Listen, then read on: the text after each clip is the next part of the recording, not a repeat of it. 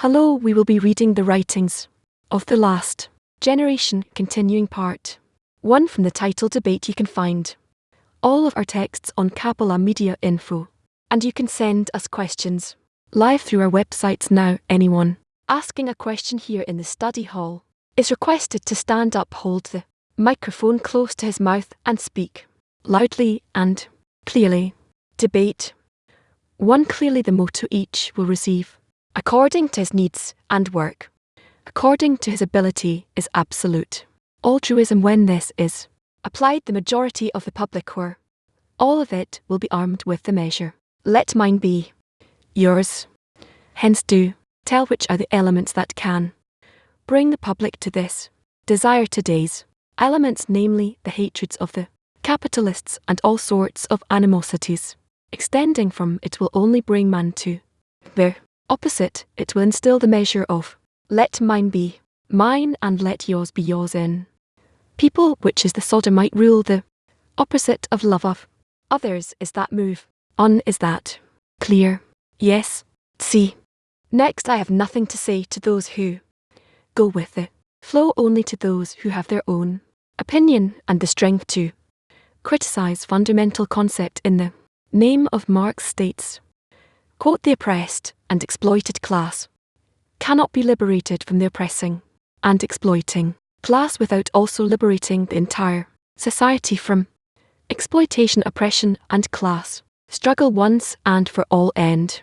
What this contradicts the contemporary communist conduct to slaughter and degenerate all the borough parts of society. This powerful enmity will never be effaced from their children. It contradicts the fact that they are establishing a sovereign governing class monitoring the working class. There is no more painful and regrettable class struggle than that they pump out the fat from the workers' marrow and leave them the leftovers, along with constant fear of death or fear of being sent to Siberia. Where is the salvation?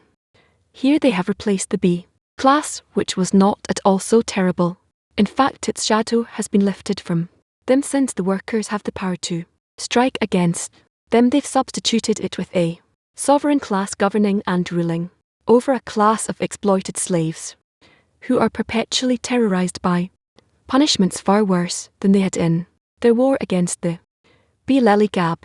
Regarding item 2, he said, I don't have anything to say to those who go with the flow, but only to those with their own opinions and the ability to criticize. So he's turning to very few people. Here, what can he do? We see that most people are going with the flow. Whether it's the regime or whoever dictates how life should be, and they just try to find within whatever constraints they're given some more calm, convenient states. That's their whole attitude to the managers and life.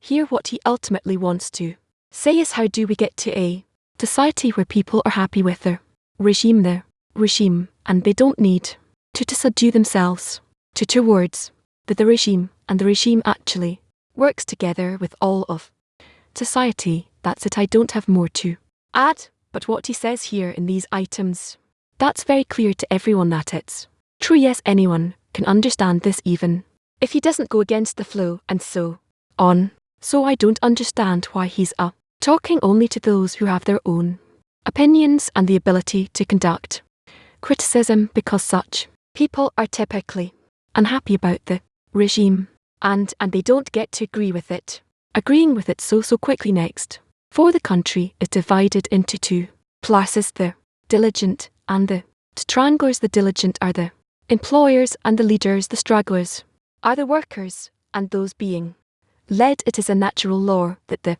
diligent will exploit the stragglers. The only question is how much freedom, equality and standard of living they leave for the stragglers. Also, how much labour the diligent will demand of them. The stragglers are always the vast majority in society. The diligent are but 10% of it, which is the exact measure needed to operate their society. If the percentage is increased or decreased, there is a crisis. These are the crisis in the Boo society. Crisis in the communist society will take a different form, but with the same amount of suffering. The title Diligent also includes their HS, and those who bribe the diligent, the title stragglers relates also to the diligent who for some reason have been thrown into the class of the stragglers. Well, this should be relatively clear. Next item 5 regarding religion. The permanent moral state does not stem from religion, but from science. Imperial criticism here in brackets. This is a statement made by Lenin in his book Materialism and Imperial Criticism. Yes, well, he doesn't continue here. We don't have more than that. Next item 6 morality based on public benefit exists in social animals.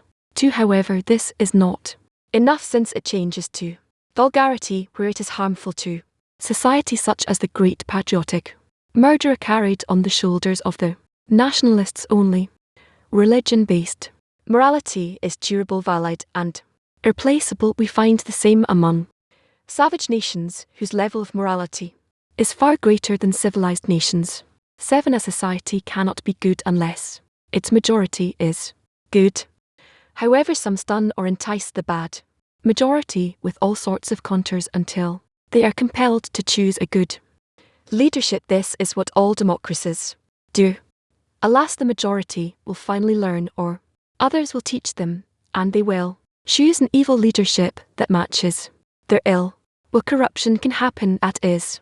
Next item 8 We must understand why Marx and Engels decided that the perfection of communism means working according to the ability and receiving according to the need. Who forced it upon them? Why was it not enough to receive according to one's production and not to equalize one with a negligent person or with someone who's childless? The thing is that communism will not endure by way of egoism, but by way of altruism for the above mentioned reasons. So there is no choice but to get to a connection between us, which will be altruistic connection. Right morality based on the benefit of society does not suffice. So love your and does not suffice. You also need to love the Lord your God. It seems that there are more conditions to support it.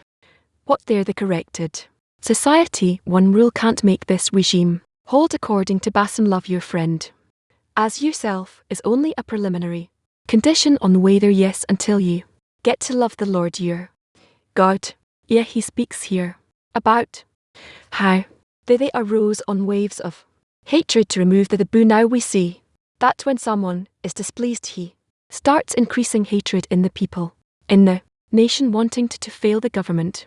Right, can this religious morality can stop what can stop hatred? Oh, you're already asking about the remedy. I don't think that it can be done that way to heal the regime. That way people are simply increasing hatred and wanting to create a unity between the displeased, and it doesn't seem that we know how to stop such a thing. On the one hand, they really clothe on that needing people and trying to motivate them to act, and it's not really understood what can be done against something like that.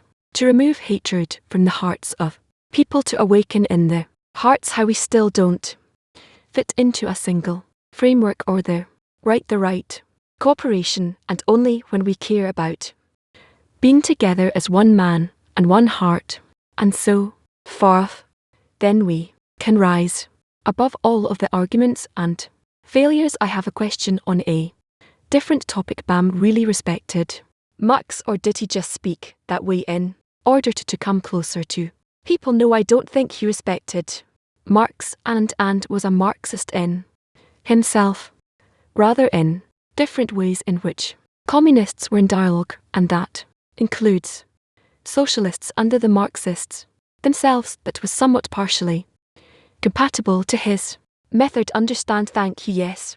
Here also I want to ask, what can we learn from Balaam, a Kabbalist who engages in such writings?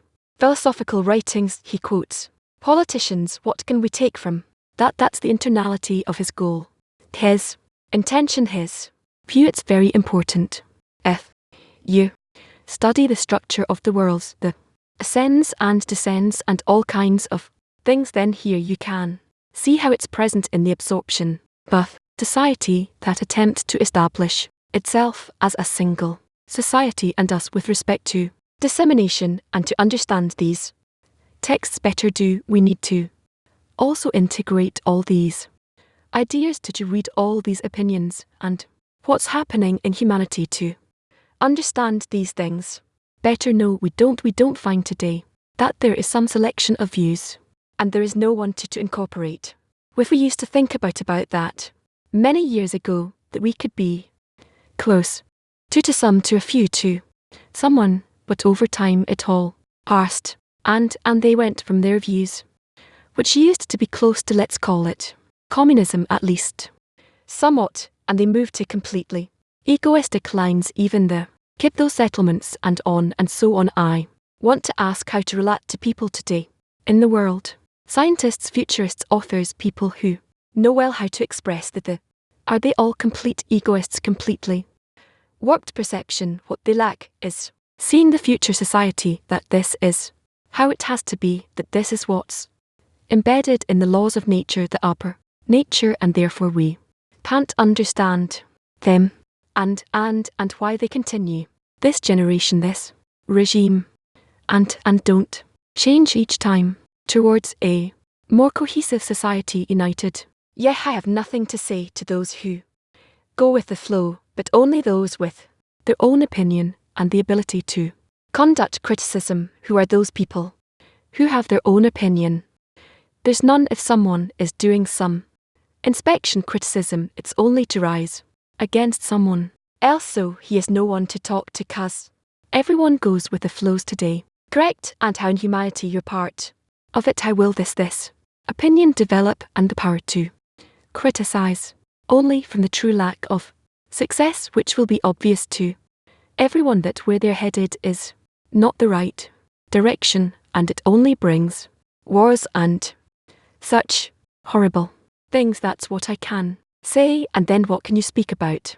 With the nothing to speak about, it's only to wait that this evil will get to a point where the world, the nations of the world won't be able to bear that, and that's the recognition of evil. Recognition of evil comes from how the evil itself takes on an unbearable form in the human, and also that they see that it doesn't bring them to anything good in any way, and in such a state a person is capable of hearing about the principles of connection in the future society.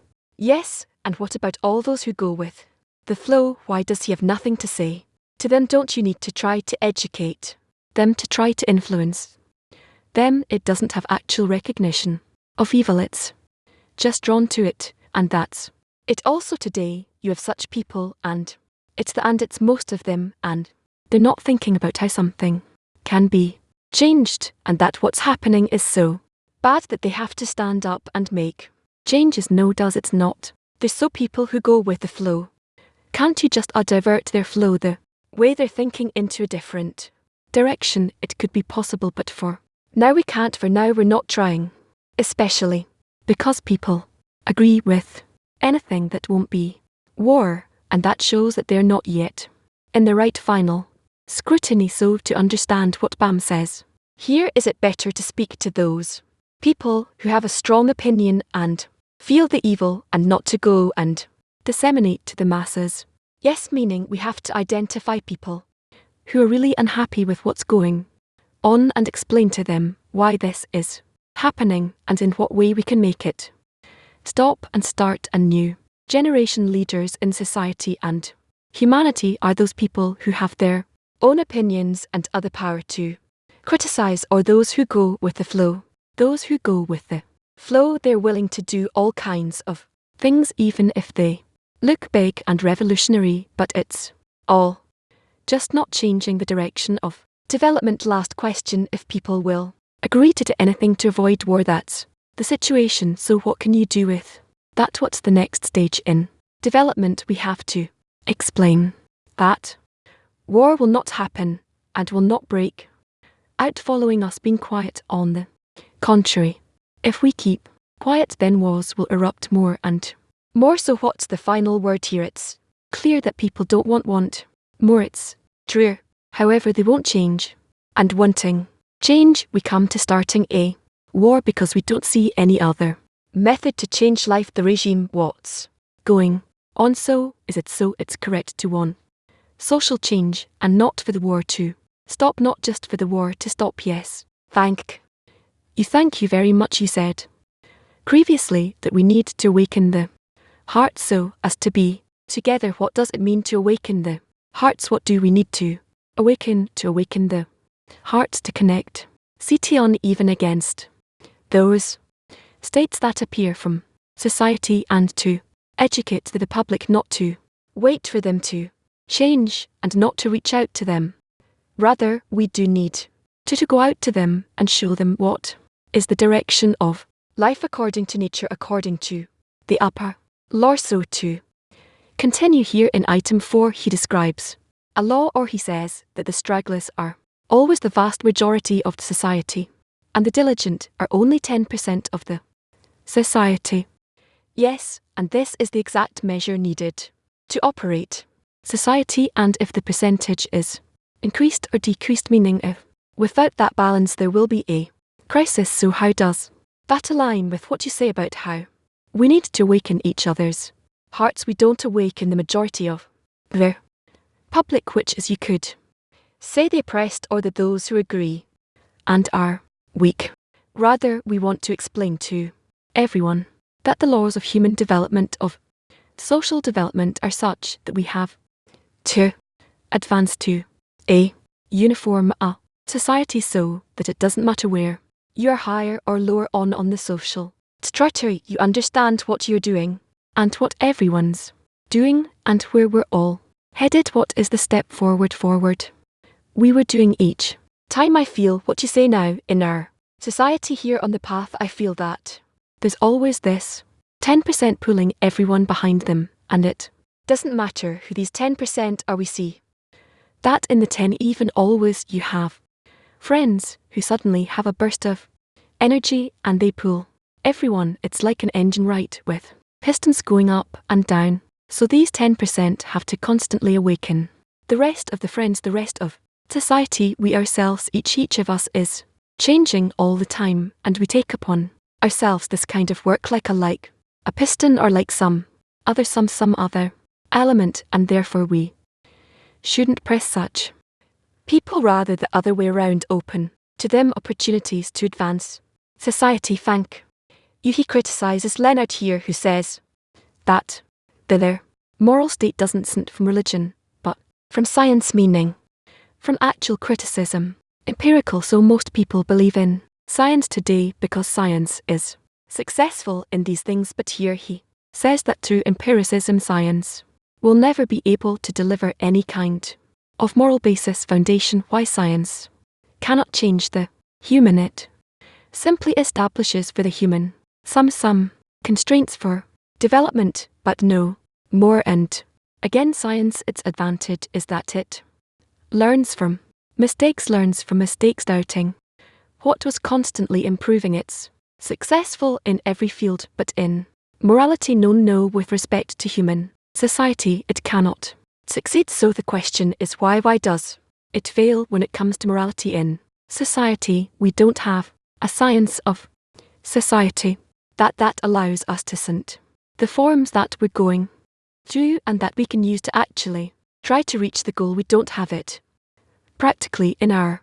hands. We can do it, but only through social change, that each time we raise our society higher and higher, and we determine advanced forms of connection in society and try to implement them. Yes, so we have this field called sociology, right? It studies the masses, sees how they behave, and it's pretty predictable the way people behave. But here he says that with respect to morality, that will not succeed, meaning to look at what was and to advance from.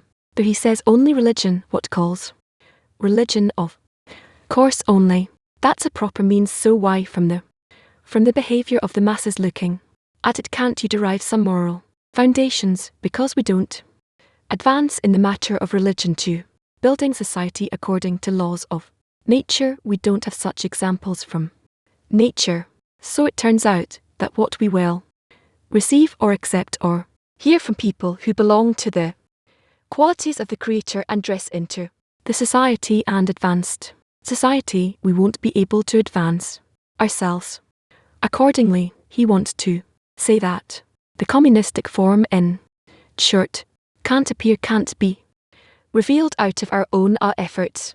And so what will it be revealed from? Let's see what he writes. So critiquing the past won't bring us any insights with respect to the future. No, that's let's see, but it's good that we have this question, and now we're beginning to see that this is the main question, and we don't have a solution. What I wanted to ask about this PH. Why is it when you take such high ideals, unity, quality, freedom, instead of a blessing, it becomes a curse unto generations? They took the highest, loftiest ideals, seemingly some light, some upper light should have come, and by what did they want to get to these degrees? I don't know, but you take these very high things and becomes a curse instead of a blessing. So maybe it's better to remain on the like capitalistic level where people have freedom to demonstrate and so on, like he says, and instead of true yek, instead of taking these high deals which awakens hatred. And because you're approaching high slogans with dirty vessels, that's the question. Why does it become the elixir of death instead of the elixir of life? Because you're trying to establish something lofty above yourself with forces you don't have. You're trying to build something big and lofty with your own strength, and then you're building something that can only come out of your own strength. And that becomes a regime that is worse. What do they want to do in Russia some 30 years ago? How they started and what they wanted. But you see what happens. So what's the solution? To sit and wait until the solution is to understand what they write, the capitalists, and out of that try to see that bitter mistake that we're going into. Yeah, and even if we won't see more then and they're from the advice of capitalists in terms of what we can see in it, but we have to accept it as necessary things that will nevertheless advance us. Okay, where are we? News. What? Trying to understand how change can come about. He writes of two means: religion, which is the religion of Theo, and the public opinion. By public opinion, we understand how people think about the influence of the environment. Right, these are the principles. Now the religion of bestow, we understand that person's nature changes according to the forming light, studying in 10 and so on. But in the wider public, how will that transformation of nature occur so that these values of equality and so on become something more than slogans? First of all, it's getting closer to us. If years ago you could speak about all of this theoretically unrelated human life, today you see that these are things that dictate our daily life, and that's already progress. Well, now what happens with us next? That already depends on our choice. We'll talk about the choice later on, but we're getting closer to it, and thus it is the difference between the generation that existed this and that time ago and today's generation. You talked about how it's also written in the introduction to test that suffering soften the heart. Then the reforming light was invented. I sit and I study with the 10. I draw some force and I change right. I become more of an altruist. And so what are the means here? The new means, because it's clear to us that the White Republic sit and draw the light study. So what will happen? I think that he is talking about society that studies the correct things with regards to social development, and from that development, it sees how it develops directly towards the goal, or going outwards away from the line that leads to the purpose of creation. That's what society has to discover. So the means remain studying the purpose of creation, the purpose of life, and so it turns out that studying the source text is the only means. There's not going to be another, right? So working in a 10 and studying the source text. Okay, yes, it seems that the more suffering increases, there is a solution to it. Hatred. People simply divide into different factions and each other more And it doesn't seem that there is even an upper limit to that or that. Compensation, well, they try to just let go, and that's it, yeah. But he writes about people who go with the flow. The majority doesn't even go with the flow, they're just apathetic. They get up in the morning and live till they die.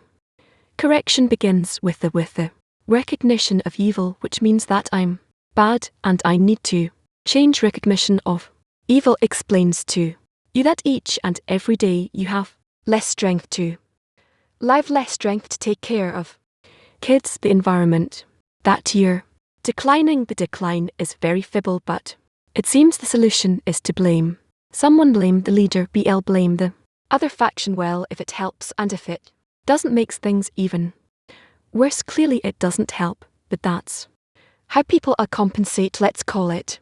And that's it, that's for now, okay. But how will blaming others turning into blaming myself and self change? It seems it's the complete opposite. Yes, we'll see what he writes. Where does it come from? Yes, regarding the recognition of evil from woman must go there. Asking until a person has achieved the recognition of evil, does that mean he does not have a left line?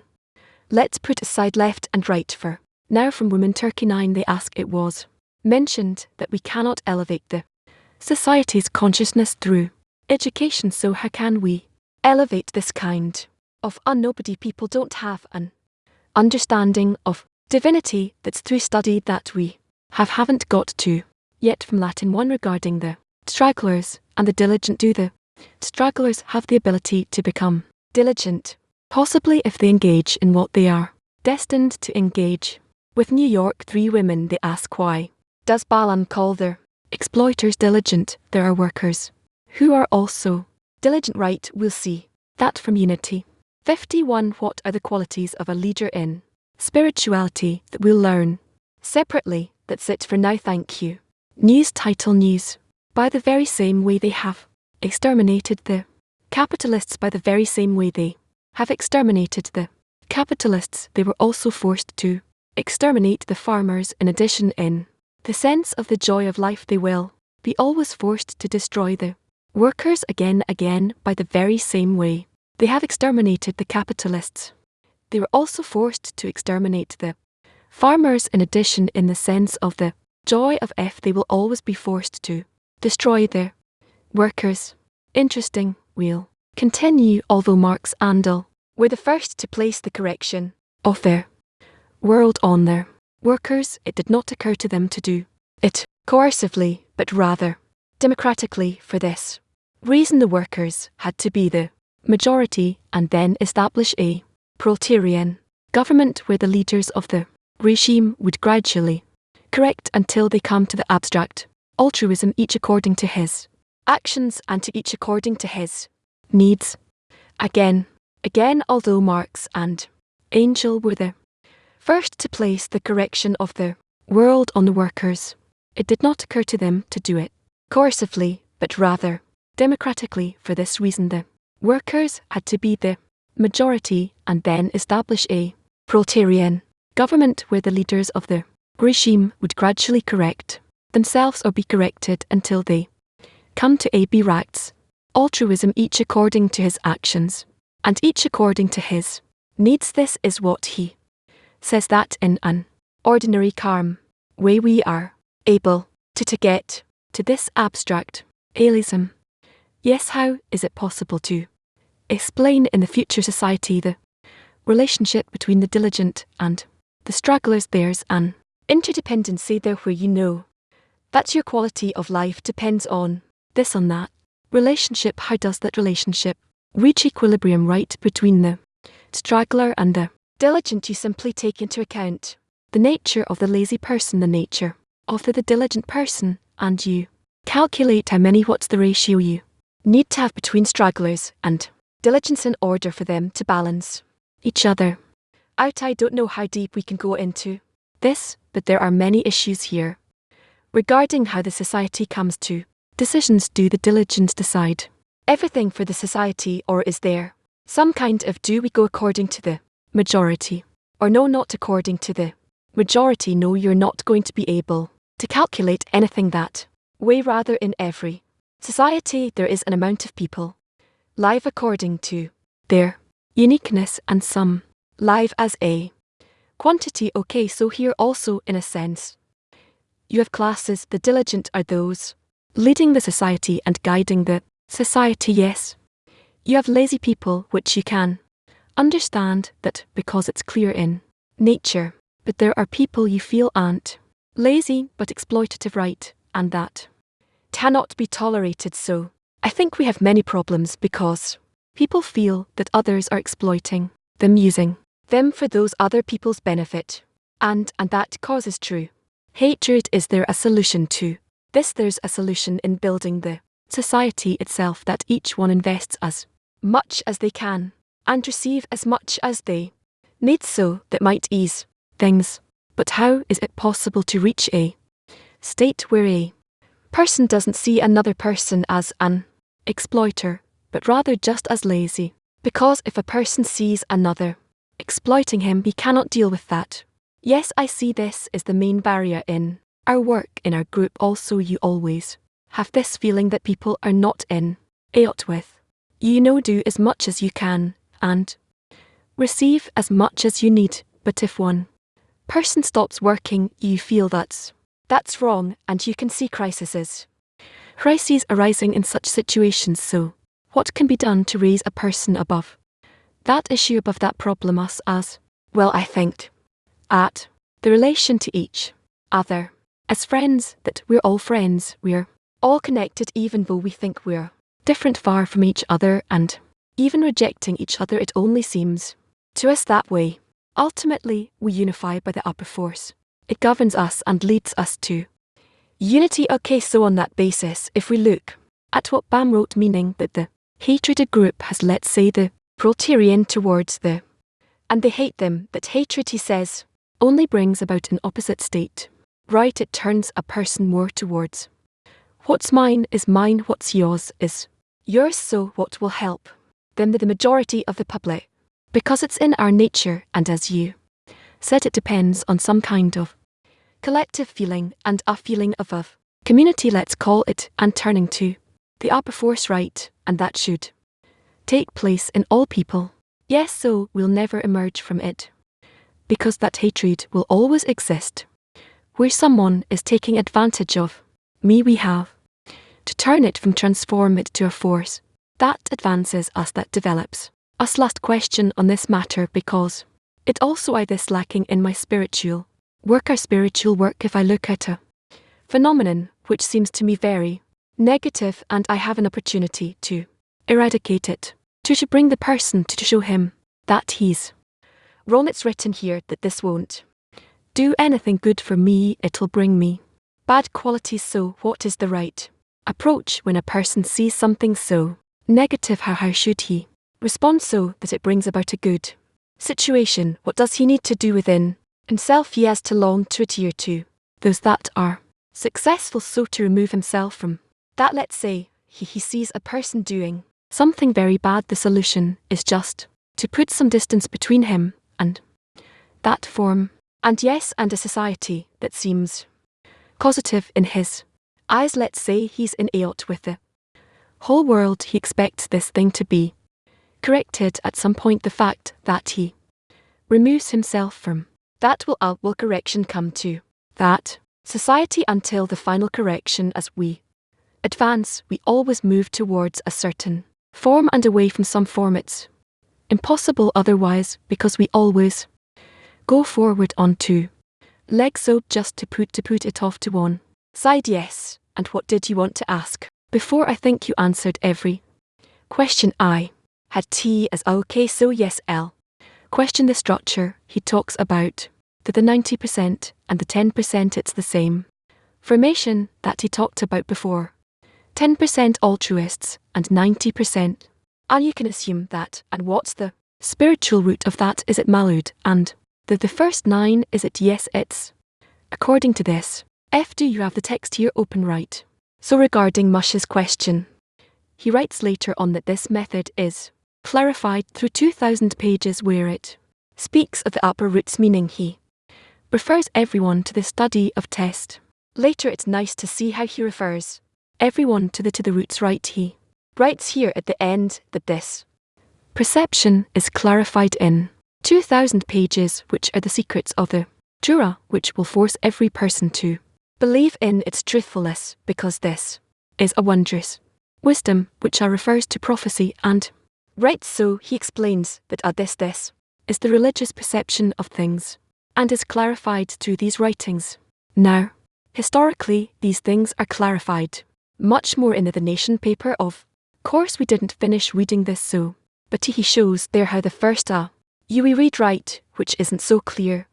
He shows how Stalin and Lenin caused this to happen to turn it into a coercive regime, but what he talks about hatred also very interesting. It's what we see today. What's mine is mine, what's yours is yours, developing out of that. He explains that Marx didn't complete his thesis, let's say, because he united the workers through hatred, but the second stage should have been love, but that was missing, and the world got stuck on hatred and developed like that. And it's very nice to see how identity politics occurring today, the discourse in Europe and the United States, how each one becomes a faction. It becomes what's mine is mine, what's yours is yours. I cannot say anything about a different public if I'm not part of it. If you say anything, you become cancelled, you get cancelled. Right, so it's nice to see how this applies to politics now, how hatred truly brought the world to the strengthening of the equality of Sodom. So it's really lovely to see how he predicts future trends, and he doesn't have a complete solution here. He didn't right, but he identifies everything that's going to happen. Postmodernism, social ideas, and so on. Social activism, he predicts how all of them will get stuck on that stage of hatred, right? Black shirts, the fist symbolism, right? There's no love there. Just it's all about strengthening the hatred, which brings about the ruin, the collapse of a society if you don't have some other perception, some other ideal, shifting society towards love. Nice, okay, should we continue or move to something else? We're in the middle of the text here, so maybe okay. Yes, Lenin added to it the establishment of the communist regime through forcing the minority opinion over the majority, hoping that afterwards altruism would be conducted among them too. All that was needed for this was an armed camp of workers.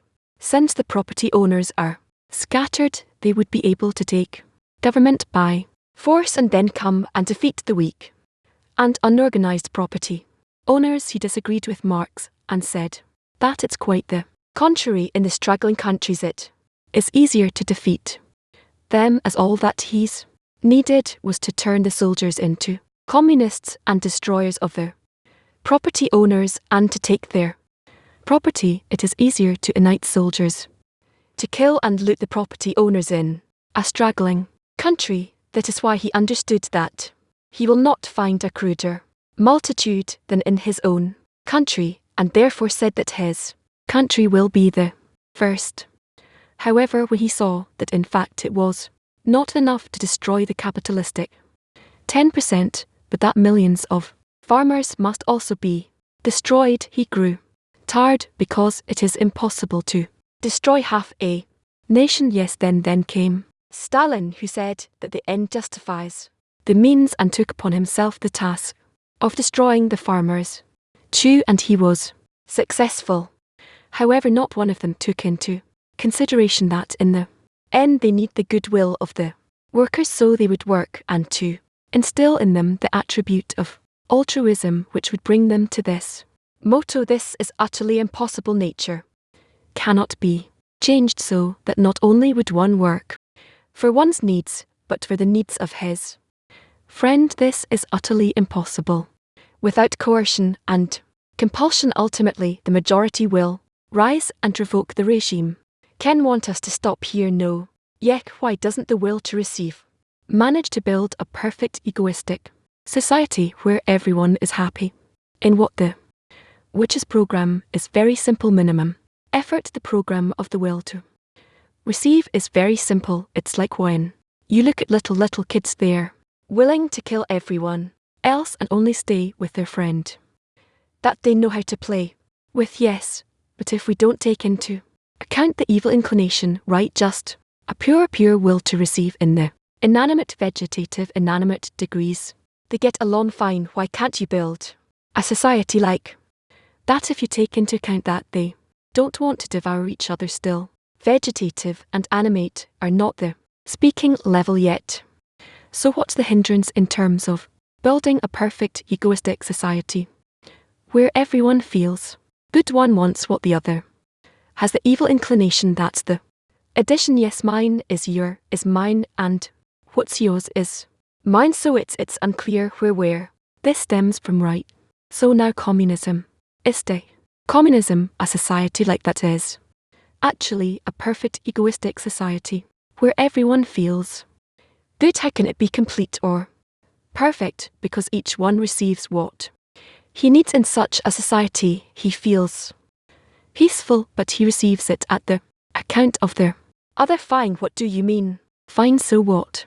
Bottom line, what is egoistic communism? What is that stage? It's a very important stage in development. It's actually the final stage, because after that they destroy society. So if now from the chaos we have, now we want to develop the next stage is now it's not chaos. The evil inclination is in charge now. Well, relatively not that much. Yet the true control means unfettered. There's no such thing today. Yet so if we want to advance one stage forward, we're going towards egoistic communism.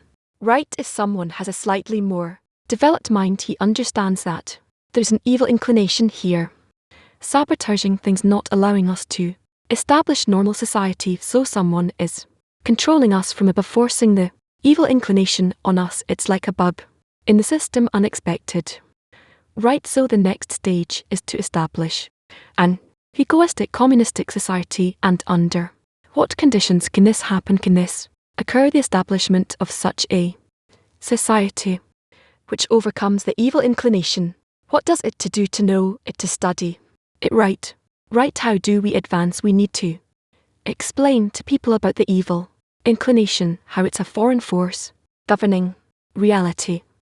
Probably okay, but okay, so something else. The egoistic communism is an egoistic society with a bit more understanding, right? Yes, okay, thank you. Gay, I'm trying to understand the message of the Kabbalists here, so we can show that all types of regimes will fail, and they only advance towards somewhere that's a place that's worse, and now we can show the proper, desirable future society. But we also say there's no chance for you to get there because you have the evil inclination, so there's no hope of achieving it, but only if it's opened up to you by an upper force. Also, there's no hope for an upper force here in the upper force. To hold the egoistic society, the upper force has to really treat it, take care of it, be connected to it. So Kabbalists can't actually lead this. There's no guidance, go here, do that, do this.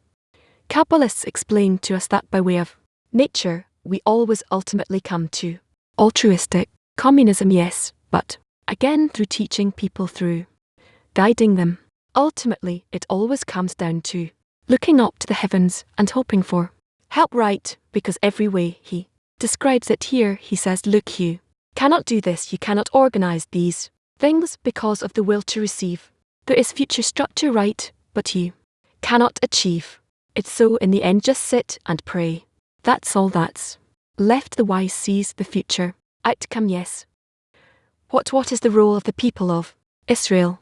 It was always at the center of everything happening in the world. The people of Israel in the previous century, as well in the previous century, the people of Israel came to a kind of flack such that they don't have any choice. There was a good teacher. I heard there was a good teacher who Hitler, because he showed everyone that the Jews have to stick together. But we pay the price for that. We pay the price, such a heavy price, to reach a state of one desire where there's no difference in terms of social starter and so on. You have to be together, right? And people didn't look at the property, right? They were living, they were willing to live together, to go together, to save their lives and come here. Now also we pay the price. And I don't want to say, but we pay the Heavy price to awaken and understand that we have no other choice. I just can't. What state of FLCK do we need to reach of suffering to truly understand it? Nothing helps, nothing helps. Yes, this is actually a good state where nothing helps. Besides, now incorporated in the upper one. Yes, okay, that's it. Gillard, yes, maybe we can move to the next part of the lesson. Go ahead. All right, so before we continue to the next part of the lesson, we have an announcement, dear friends. We remind you that today, the 30th of June, we have a unity evening, building a spiritual society. We're in our building here, and this will be live on the system, and in a now a so for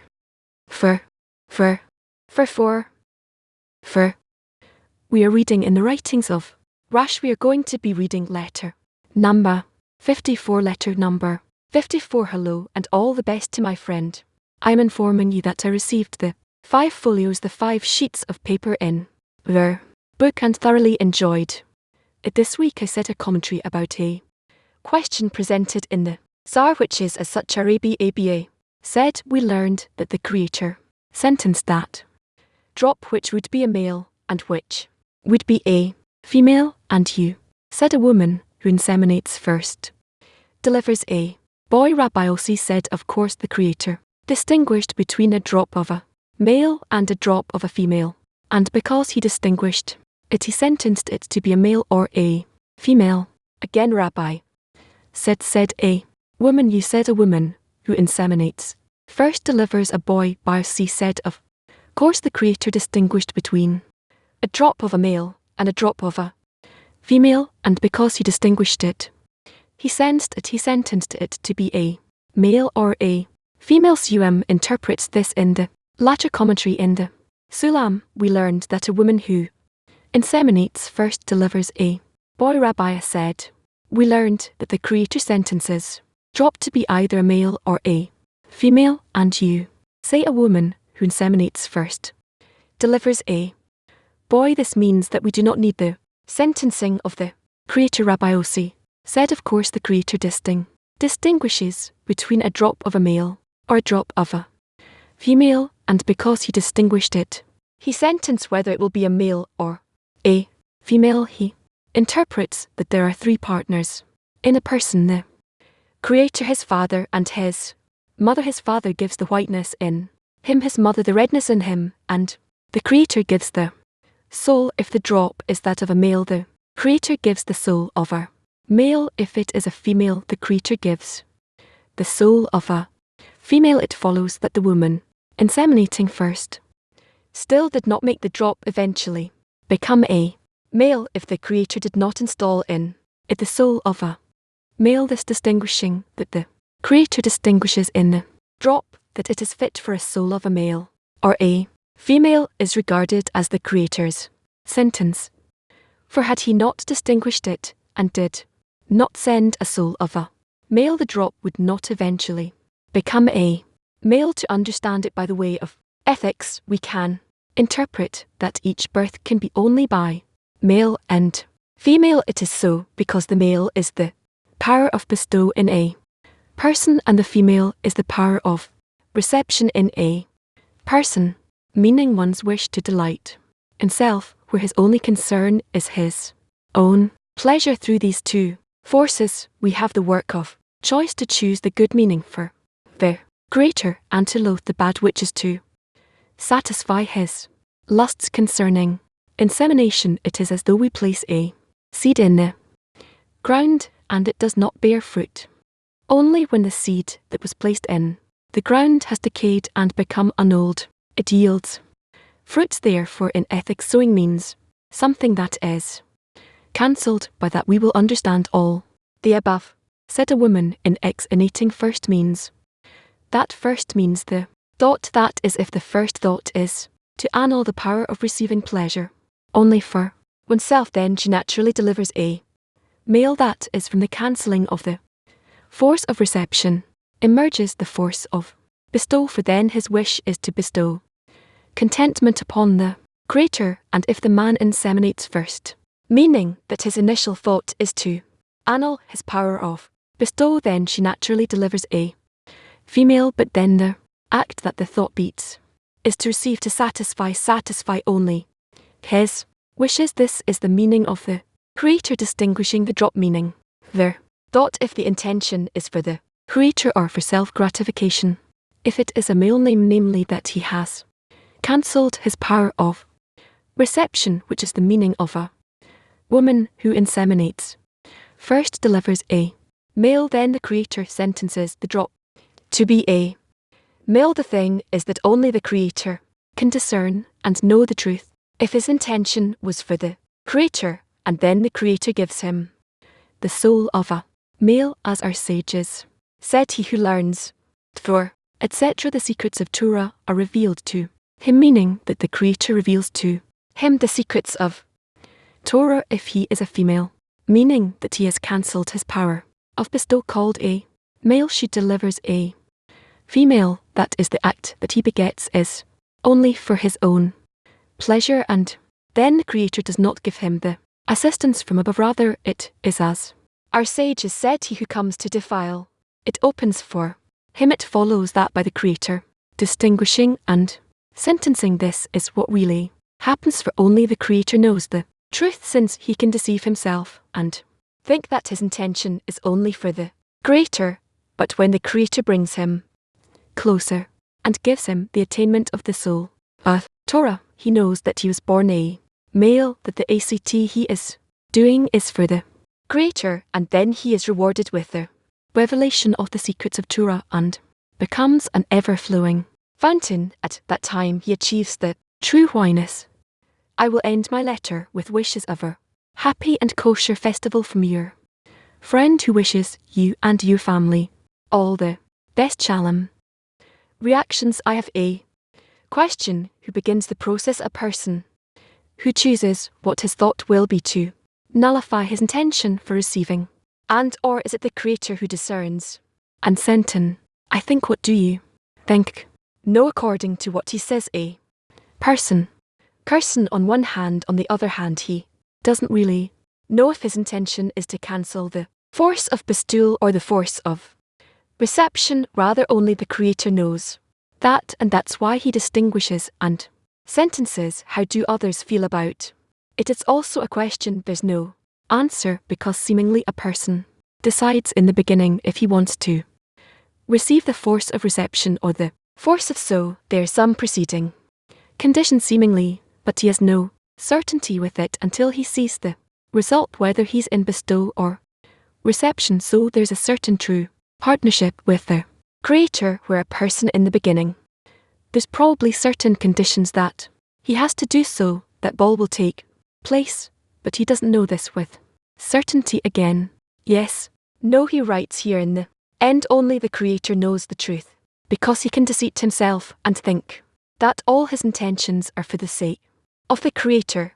But when the creator him closer and gives him the attainment of the soul of the Torah, then he knows that he was born a male, and that the act he's doing is for the creator. We can maybe say that until he feels that the act he's doing is for the sake of the creator, and that it's the creator letting him feel that it's correct, that deed. Until then his intention is probably not correct. Okay, no, can I have a question? What's the difference between the whiteness, that of the Father, and the soul that he gets from the creator? The whiteness of the Father is the upper light white lan, and the soul is the vessel, the will to receive. That's not the light. The soul is not the light. We can say that the soul is the light, but it depends on where are you reading it. Sometimes you treat the soul as light, other times is will to bestow. It depends on where you're reading it. This matter of the Father and the male is seemingly wholess, correct? Yes, so what's this combination between the wholeness of the Father and the redness of the Mother? That what happens between these two forces, they complement each other. What's the thing? That's so what's the soul here? If there are two forces, deficiencies and fillings, and the soul is a result of both of them, but there's a third matter here, the Creator, who brings the light. Then this unity between the whiteness of the Father and the redness of the Mother can exist Together we started the conversation with the question of and then when said that only the Creator can bring them close, so only let's say that on behalf of a person it's not that where he writes in the article to understand this. In the matter of ethics we can understand that every birth can only be by male and female, and then he continues by saying that where a person wants to delight himself can only be when he works for the sake of himself, and by these two forces he has the work in choice to choose the good meaning for the sake of the Creator. So this relates to what I said in the question of N, that there's the part of the Creator and it's our part of the our work. Know that it's not a passive matter. I said that only the Creator brings us closer, so okay, we seemingly will sit and wait till the Creator presents closer.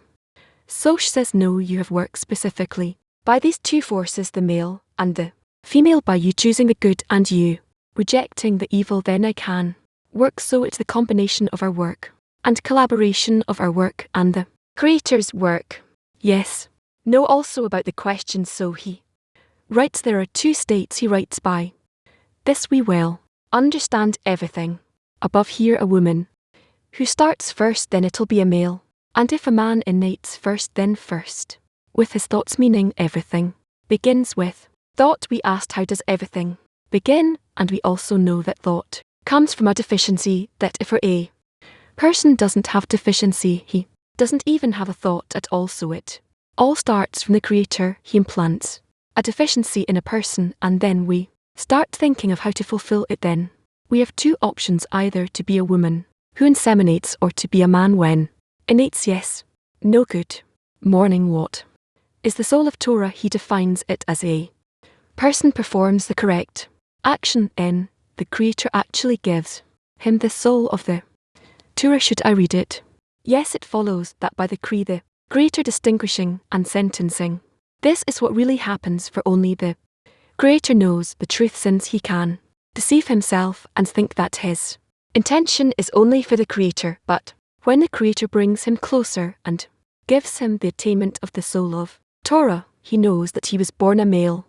Know what is the soul of Torah? The soul of the Torah is the inner light inside of a person, that he feels that now a person feels. Thank you, I'm missing something. Where's the request from the Creator? There's like this thought of a person which is not yet clear, and then a partnership with the Creator, and then a result. But where is the appeal to the Creator and request for help, for there to be the quality of be really in this process? I think that before that, when the Creator turns to a person, be everything that he describes here, and then a person asks to scrutinize that, it's the quality of bestowal really. And yes, so how is it that a female is born or a male is born if it's a deficiency that comes from a person and it's a male, and if it's a deficiency that comes from the Creator, it's a female? We will scrutinize it further. P22 are asking how do you keep the thought that will always beget a male? We always want to be in unity with the Creator and walk in his footsteps. From women 56 asking why is the insemination the annulment of the force? When a woman inseminates, you said something else. It was what was written before. Why is insemination the cancelling of the force? Yes. Why is that action the cancellation of the force? I have a few answers, but I don't want to disclose them. Even I'm not sure about it. From Cap 5 and Hebrew 1 women there asking what is one who comes to defile? It's opened up for him. After all, he's doing it only for his pleasure. Why is it opened for him? So he should check himself and see what he comes to through his bequest from must. One, can a person want something anti-egoistic or just yearn for equivalence of form? He can subjugate himself in the 8 and want to resemble the upper light women. Turkey 5, do we have free choice with everything that has to do with the thought? No.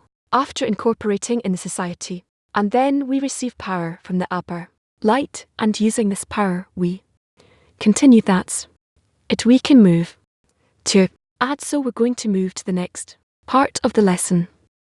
We're reading the misvote or chapter 3, item 16. Item 16. He used to say, everything is given against a pledge, and a net is spread out over all.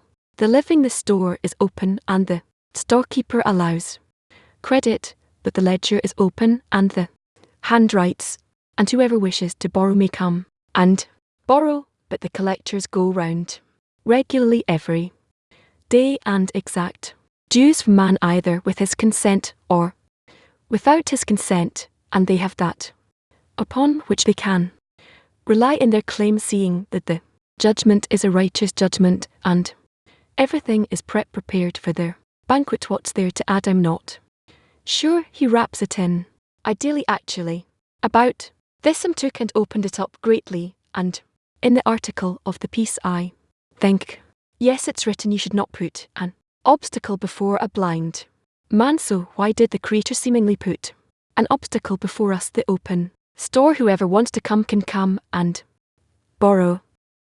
But there's the collectors who write everything down in the ledger, and they collect regularly.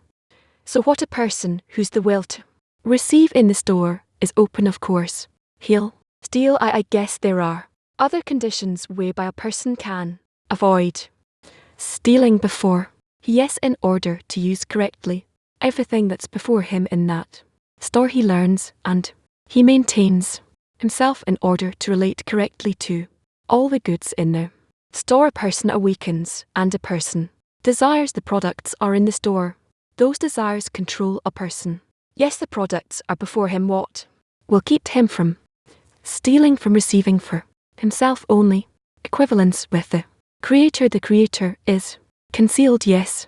The products are revealed, they're disclosed, and also the desires are disclosed. How can he work with a force that is concealed that will prevent him from stealing something that's there? He's opportune for him. The question is, does a person know that what he's doing is theft? That's also another step where he doesn't know that he's stealing, and even when he does know he's stealing, can he withstand it? The temptation, I'm stealing. These are all questions. These are questions, and we don't know what the answers are. 17.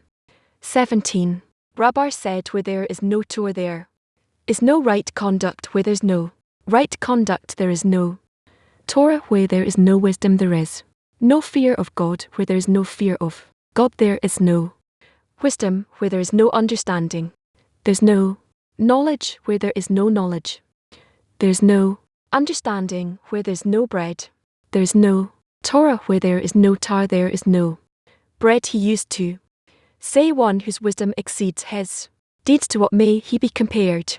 To a tree whose branches are numerous, but whose roots are few, so that when the wind comes it uproots it and overturns it as it is. Said he shall be like a bush in the desert, which does not sense the coming of good. It is set in the scorched places of the wilder, in a barren land without inhabitant, but one whose deeds exceed his wisdom. To what may he be compared? To a tree whose branches are few, but roots are many, so that even if all the winds in the world come and blow upon it, they cannot move it out of its place.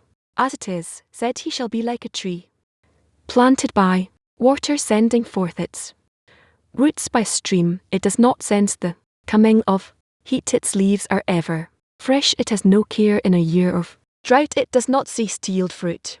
10. Can I ask about the approach to this text? I'm really impressed by this text.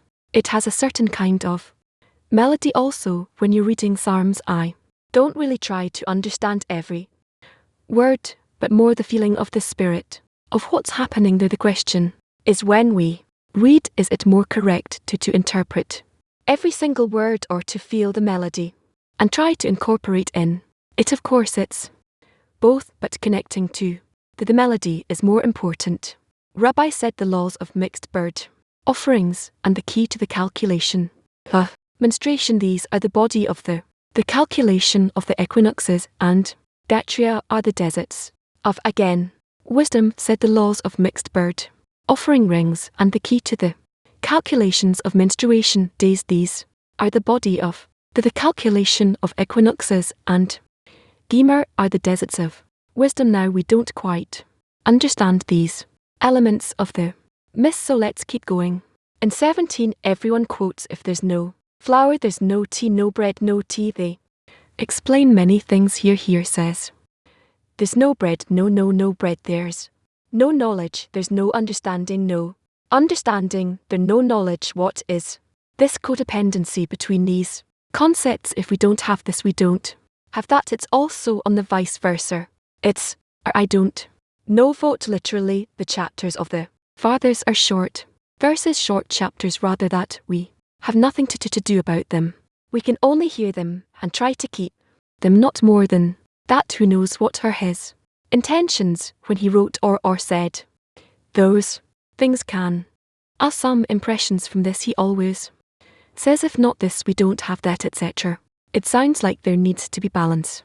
But the second part of the miss of that one says that he's talking about his deeds being more than his wisdom, and it's a certain preference that he adds there.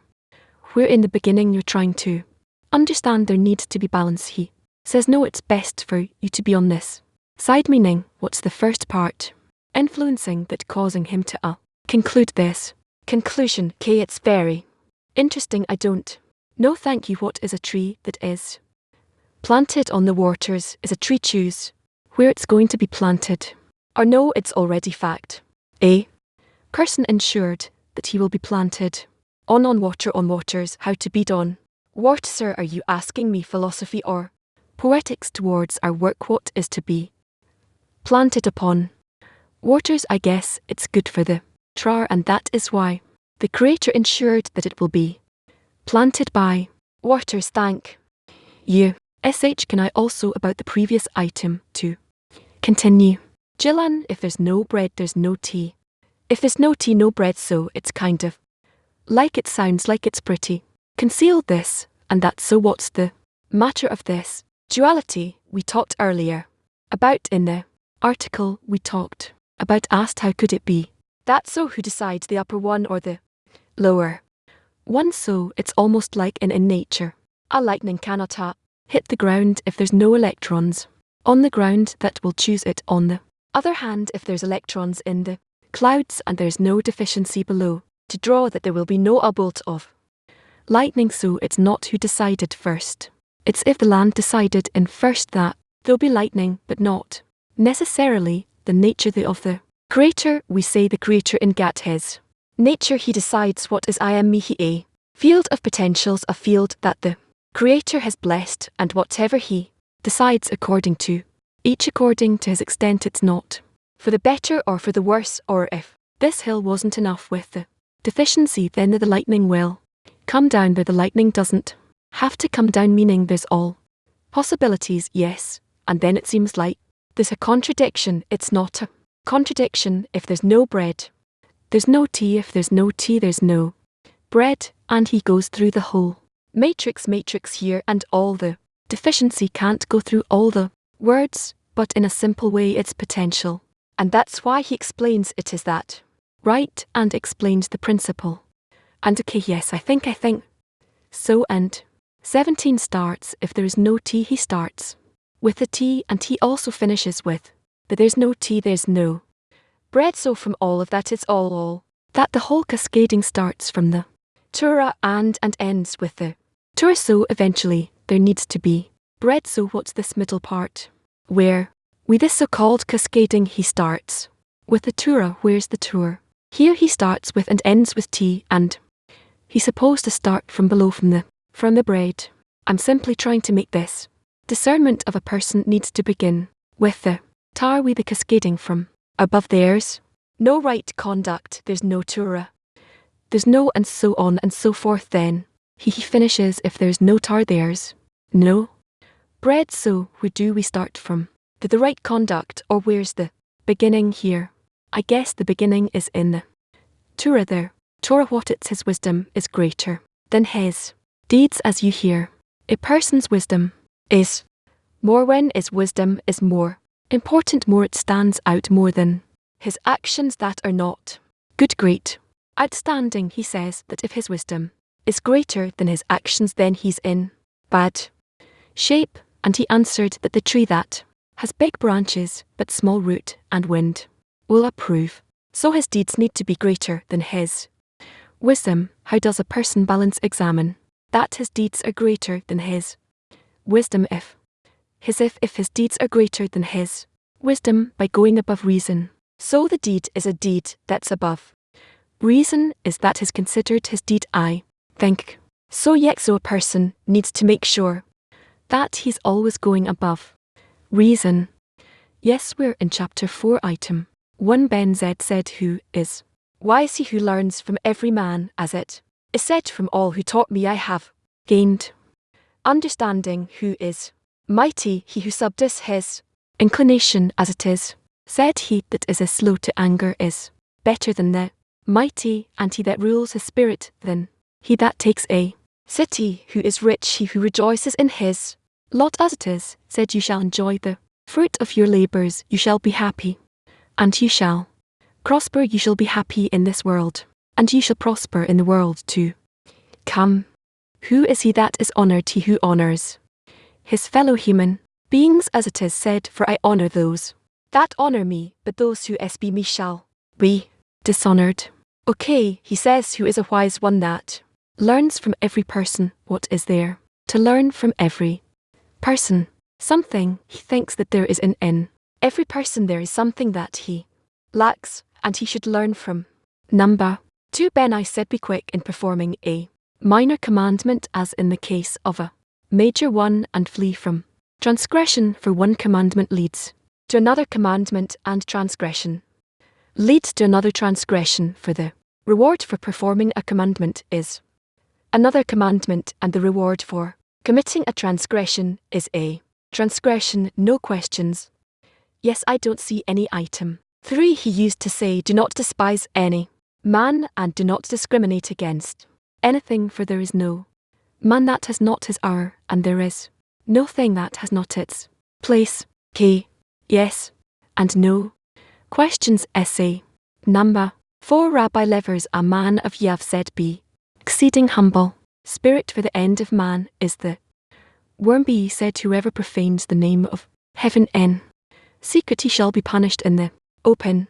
Unwillingly, I'm sorry, unwillingly or wittingly, but is all one in profaning the name. I don't see any questions. You don't want to ask anything. Hold on, I didn't understand. Item 3. Do not despise any man, and not discriminate against anything, since there's no man who does not have his hour, and there's no thing that has not its place. What is he talking about? That each and everyone has his own time, such a moment, such a time when she becomes great. What does that mean? That he's better than everyone that moment. So what is the correct attitude?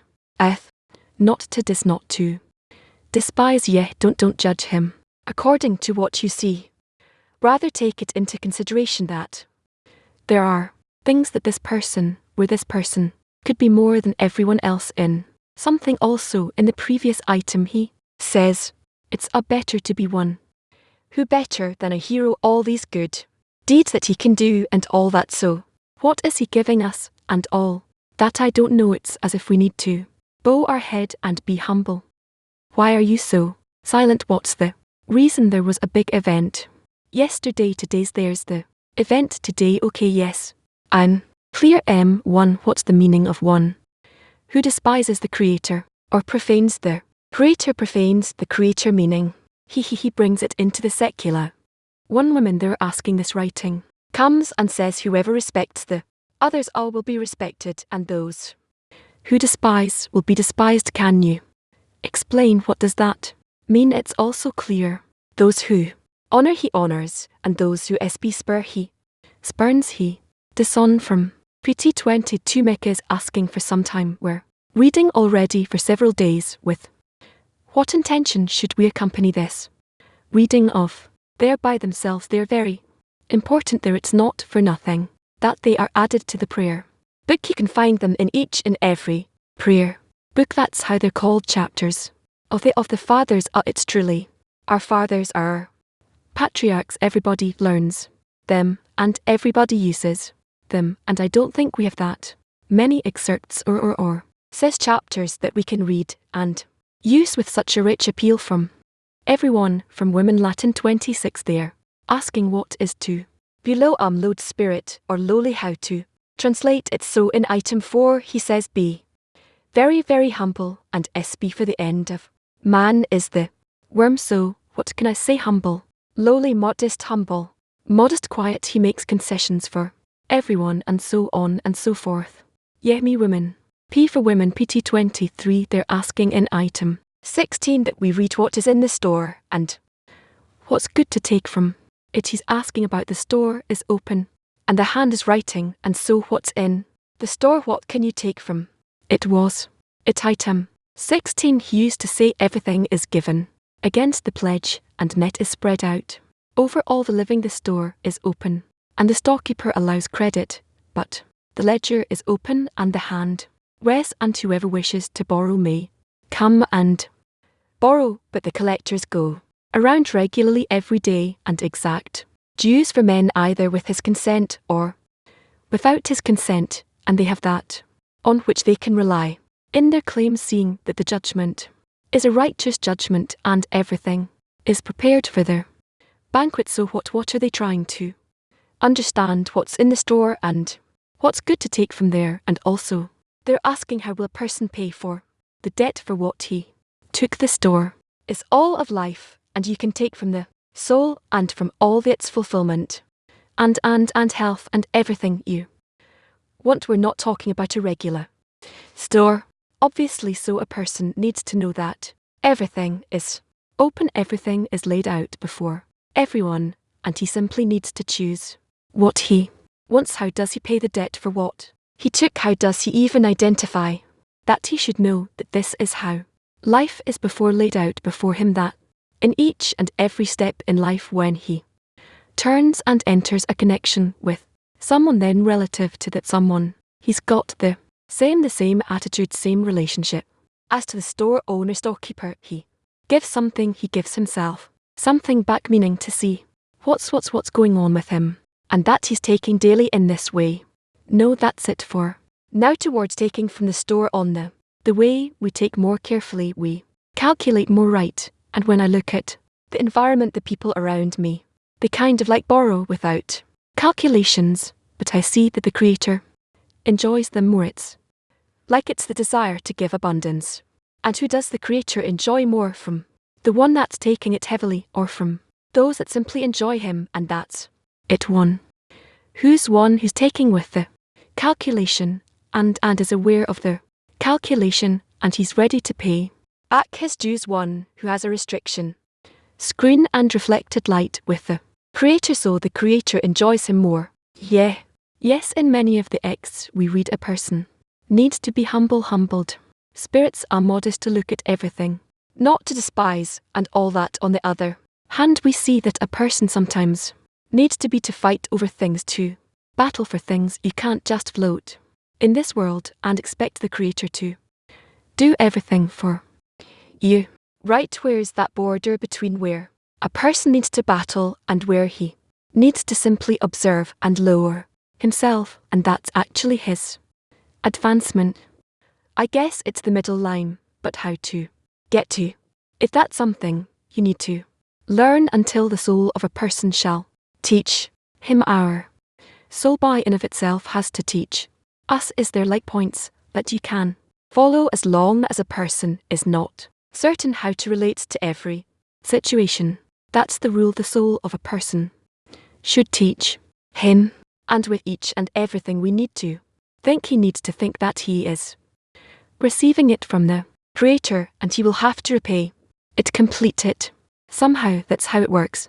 We see that the writings of many times use that's where they suck it, and then they interpret and open up things. Can you say a few words to connect correctly? What is the miss from which comes from? It's a collection, a compilation of words of the sages who spoke briefly about all the different phenomena that we encounter during our lifetime. Understand, they suckle the wisdom that they attained from the tea.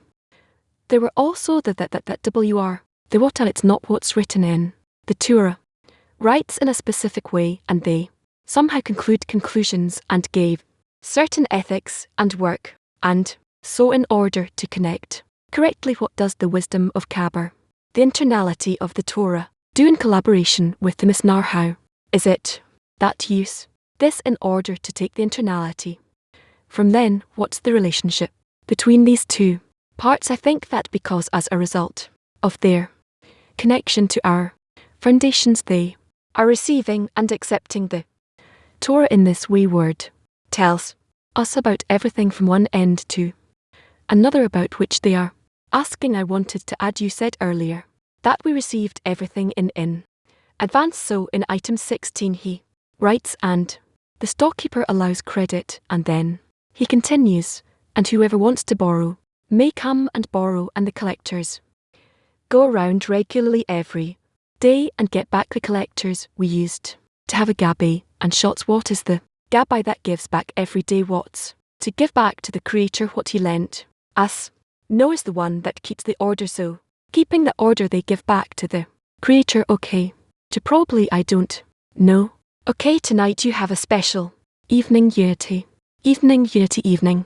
Okay, there are no questions about that. No, I don't. See, it's recommended, it's worthwhile to think and be in contact to think about what you wish to receive in this evening, to attain in this evening. There are many things there with which we can fill ourselves, our brains, our heart, and truly enjoy the connection with the friends. So good luck to you. Good luck, and I hope that tomorrow I'll see you in the morning lesson. Okay, so thank you. We will conclude with announcements. So our broadcast is scheduled for today, Sunday at noon, the afternoon lesson, and this evening we have the Unity event starting 5:30 p.m. There'll be an open A studio, the AR system, and at 6 p.m. the physical gathering in the center.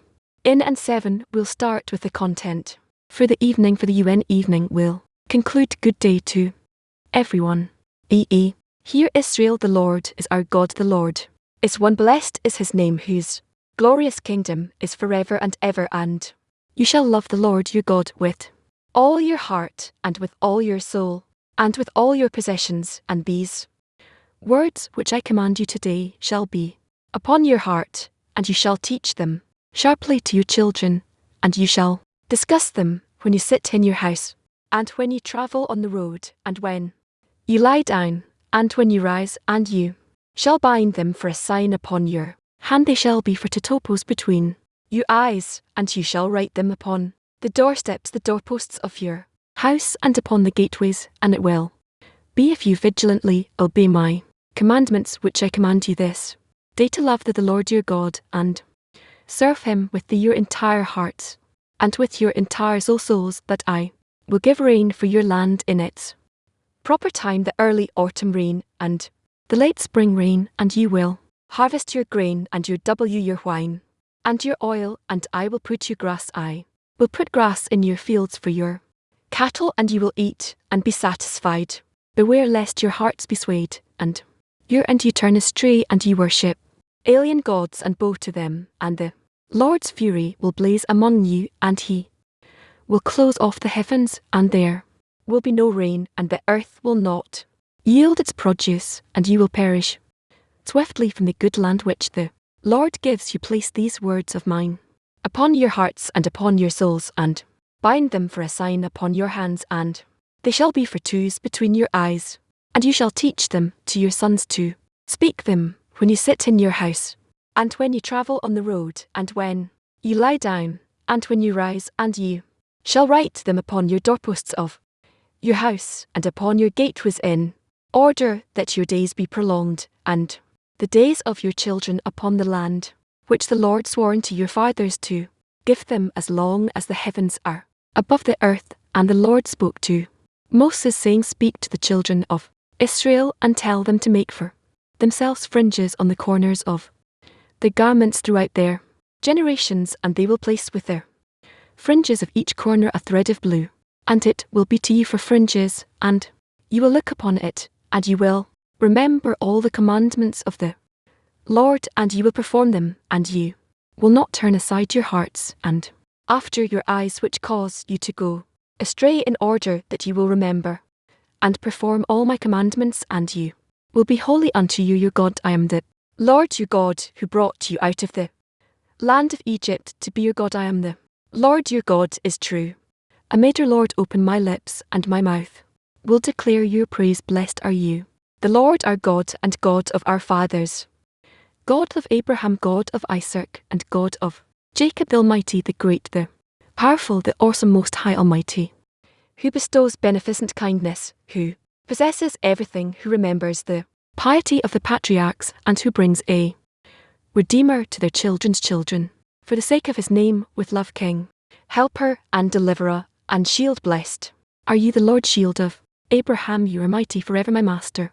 You are the resurrector of the dead, the powerful one to deliver us in the summer. He brings down to sustainer of the living with kindliness, resurrector of the dead with great mercy, supporter of the fallen and healer of the sick and releaser of the imprisoned, and fulfiller of his faithfulness to those who sleep in the dust. Who is like you, master of mighty deeds, and who can be compared to you, king who causes death and restores life and causes deliverance to sprout forth, and you are faithful to restore the dead to life. Blessed are you, the Lord, resurrector of the dead. We will hallow and revere you as the sweet words of the company of the holy Psalm, who thrice repeat holy unto you, as it is written by the hand of your prophet. And they called one to another and said, Holy, holy, holy is the Lord of hosts. The fullness of all the earth is his glory. Those facing them say, Bar, blessed is the glory of the Lord from its place.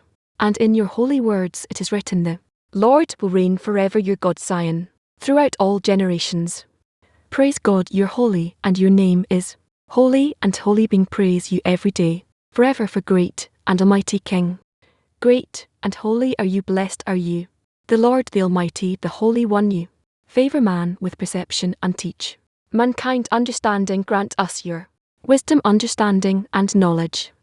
Blessed are you, the Lord, granter of perception. Cause us to return, our Father, to your Torah, and bring us near, our King, to your service, and bring us back in wholehearted repentance before you. Blessed are you, the Lord, who desires penance. Pardon us, our Father, for we have sinned. Forgive us, our King, for we have transgressed. For you are a good and forgiving Almighty. Blessed are you, the Lord, gracious one, who pardons abundantly. Look, please, upon our affliction, and defend our cause, and redeem us speedily with complete redemption for the sake of your name, because you are a mighty Redeemer. Blessed are you, the Lord, Redeemer of Israel. Heal us, the Lord, and we will be healed. Deliver us, and we will be delivered, for you are our praise. Grant a cure and healing to all our sickness, and to all our pain, and to all our affliction, because you are the Almighty King, who is faithful and merciful healer. Blessed are you, the Lord, healer of the sick, and his people of the sick of his people Israel. Blessed for you, the Lord, our God, this year, and all the varieties of its produce for good in the summer, and bestow blessing upon the face of the earth. Satisfy us from your bounty, for you are generous, Almighty, who bestows goodness, and blesses the years. Blessed are you, the Lord, blesser of the years. Sound the great jar for our liberty, and raise a banner to gather our exiles, and gather us together quickly from the four corners of the earth into our land. Blessed are you, the Lord, gatherer of the dispersed of his people Israel. Restore our judges as before, and our counselors as at first. Remove from us sorrows and sighing, and reign over us quickly, you, the Lord, alone, with kindness and compassion, and make us righteous with righteousness and justice. Blessed are you, the Lord, King, lover of righteousness and justice. For nurse let there be no hope, and may all wickedness instantly perish. May all your enemies be swiftly cut off, and the insolent may you quickly uproot. Crush, root disgrace, and humble and subdue speedily in our days.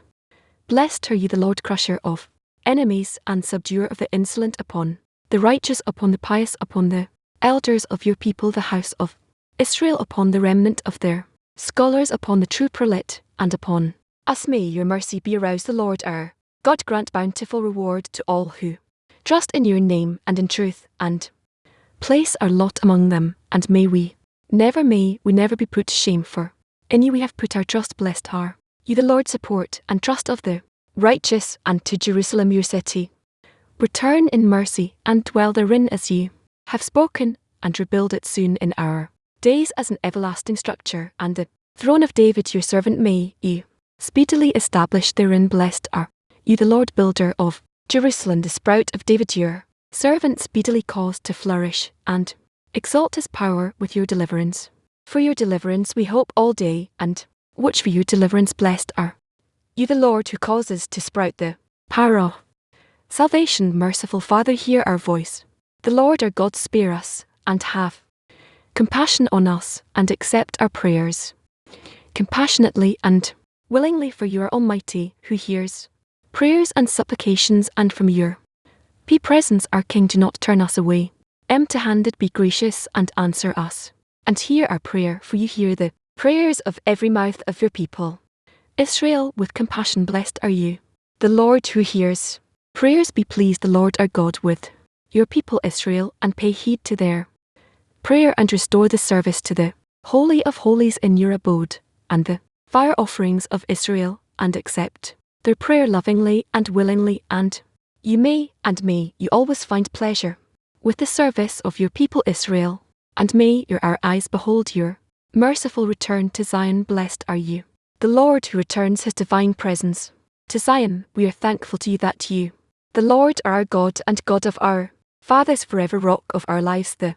shield of our deliverance. You are in every generation. We will give thanks to you and recount your praise for our lives which are committed into your hands, and for our souls which are entrusted to you, and for your miracles of every day with us, and for your wonders and benefactions to at all times, evening, morning, and noon. You are the Biasant One, and your compassion is never withheld, and you are the Merciful One, and your kindness never ceases, for we have always placed our hope in you, and for all the foregoing blessed, exalted, and extolled your name, our King, constantly, forever and ever, and all the living shall thank you forever, and praise and bless your great name with sincerity forever, and for you are goodness, the Almighty, who is our deliverance and our help forever, the benevolent Almighty. Blessed are you, the Lord, the beneficent is your name, and you it is fitting to praise our God and God of our fathers. Bless us with the